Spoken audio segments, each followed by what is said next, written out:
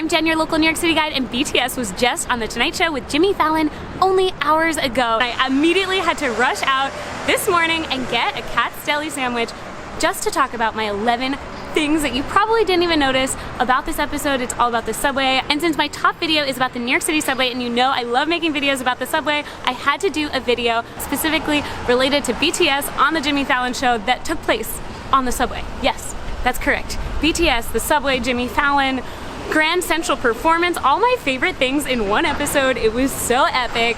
Oh my gosh. Okay, let me go get a sandwich, and I'll be right back, and then we can talk about this with a sandwich in hand. So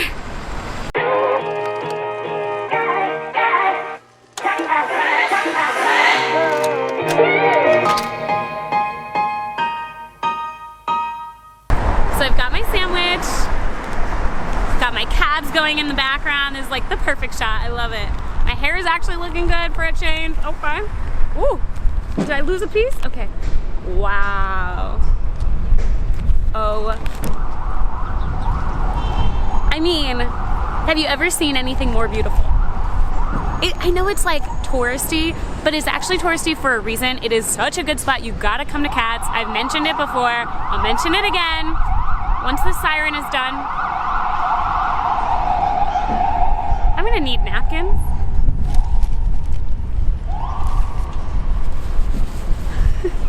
This is a greasy mess, and I love every minute of it. So, now that I have my pastrami Reuben, let's get into the first thing.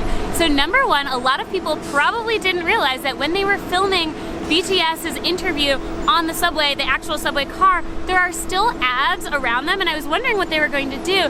They didn't take off all the ads, but they did cover up the main ones around where they did interview BTS. So you will see ads for BTS, and one of the biggest things that I noticed is you see two New York City subway maps next to each other right around Jimmy's head. So it's a really cool thing and funny thing to notice, because unless you're from here, you might not realize, but there are never two maps in a row. You always need a map, and there's always someone right in front of it, and you kind of have to jump around them to see it. So that's really rare. And then the fact that they had BTS ads, I thought was a really cool touch. Number two, Jimmy asked in the beginning, what are your first impressions of New York? And RM says, hot dogs and coffee. That is so true and so classic. I also love that Jimmy includes it in a thank you note that the hot dog carts here in New York, they offered meatless hot dogs before it was popular. So true. I don't know what it is, but it's not meat. Yeah. Number three, J-Hope says Home Alone is a classic. That is what they think of when they think of New York, which is so interesting to me. I think it's so funny that Jin says he wants to be an actor like the scene in Home Alone. So don't worry, it's been on my radar. I am making a video all about the top locations from Home Alone, especially the second one, which is all around New York City. Stay tuned for that. Number four, Subway Olympics. It might seem silly to hold a duck on a moving subway, but I think it's a good analogy for trying to ride a crowded train, for example, without maybe being able to hold on.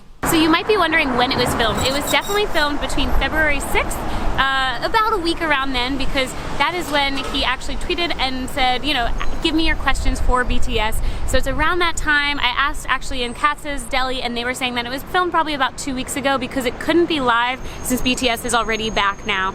They're not in New York. So yeah, I actually totally wish that I was on that subway car when they got on and had random guests on. And also I wish that I was, you know, like, how cool would it be if I was just like, I don't know, in Katz and they walked in. Anyways, in case you're wondering, it was filmed probably around February 6th, about 2 weeks ago.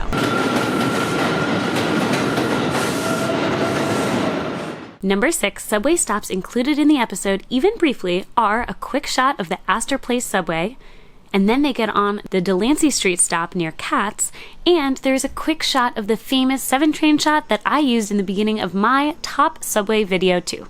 Lucky number 7, Grand Central completely empty for this performance. It is a terminal, not a station, fun fact.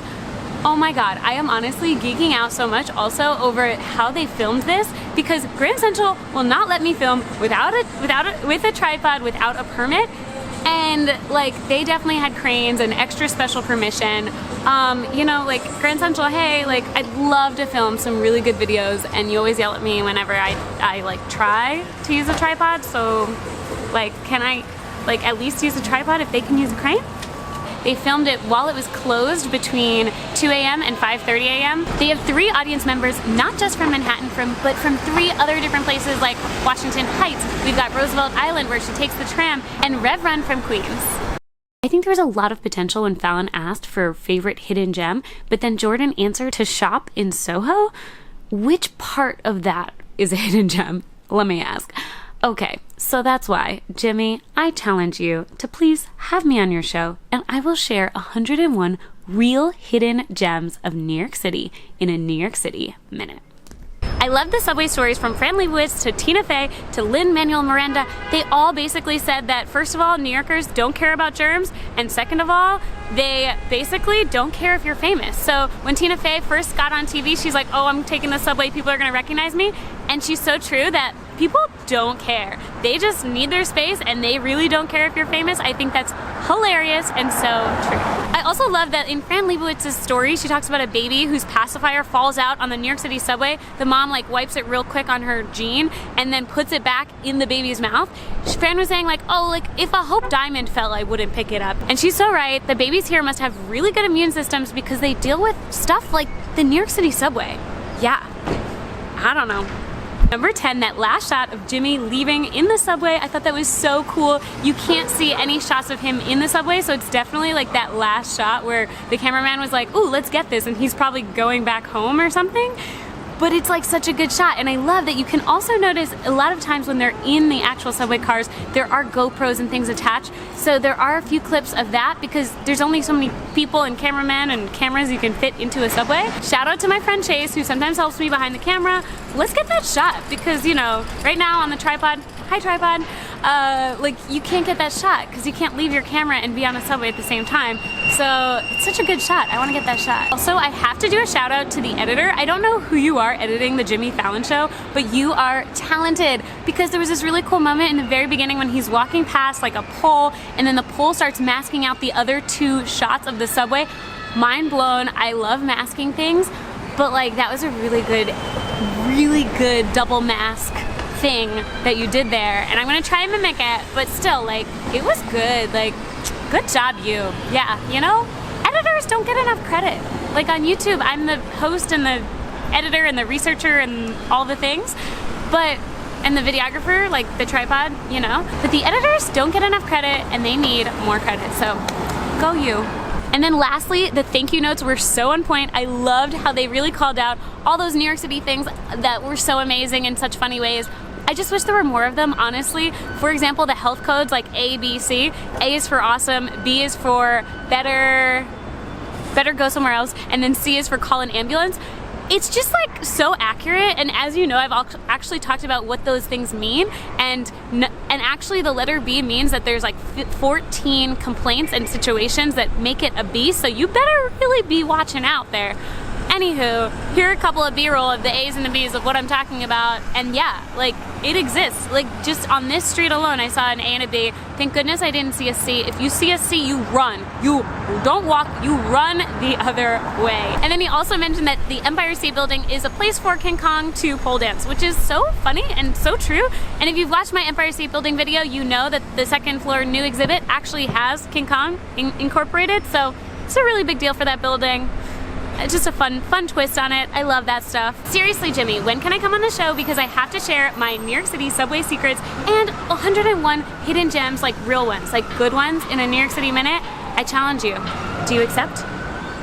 Okay, everyone please like, subscribe, share this so that he can see it because that'd be so epic. I like know so many New York City facts and I'd love to share it with the world. Okay, I guess that's it. Yeah, okay. I guess I should go like edit this video so I can again like, you know, like click publish. I can't even speak, I'm so asleep. Click publish so you can see it. We can all see it in like less than a day. Let's see if I can do it within 8 hours. We'll see. I just really like this thing. It says exit and it's really colorful. It's a closed restaurant right now, but yeah, I don't know. Okay, bye.